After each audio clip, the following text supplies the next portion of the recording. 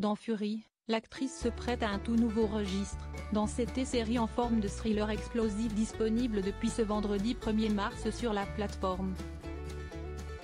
CST, une nouvelle série française qui arrive sur Netflix, et elle sera portée par deux actrices. Le géant du streaming avait déjà visé juste avec Pax Massilia d'Olivier Marchal arrivé début décembre dernier. Resté en tête du classement pendant plusieurs semaines, se hissant même à la première place du top mondial la semaine de sa sortie. Cette fois, il s'agit de Fury, un thriller d'action mené par Marina Foïs. L'actrice de 54 ans, tantôt habituée aux rôles comiques ou dramatiques, incarne ici un personnage plutôt inattendu, celui de Fury, une tueuse professionnelle dont le rôle est de maintenir la paix parmi les 6 familles à la tête du crime organisé à Paris.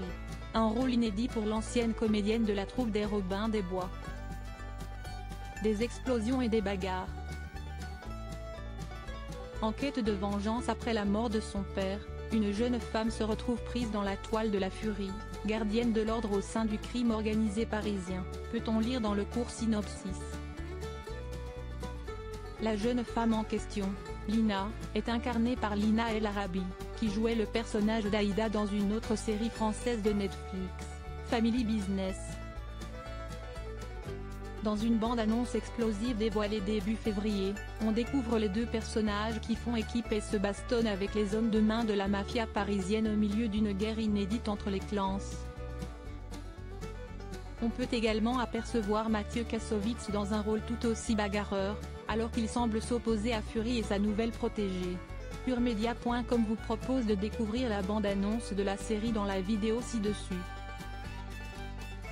Créé par Johan Le Gave et Jean-Yves Arnaud, qui réalise également la série, Fury promet des scènes d'action inoubliables.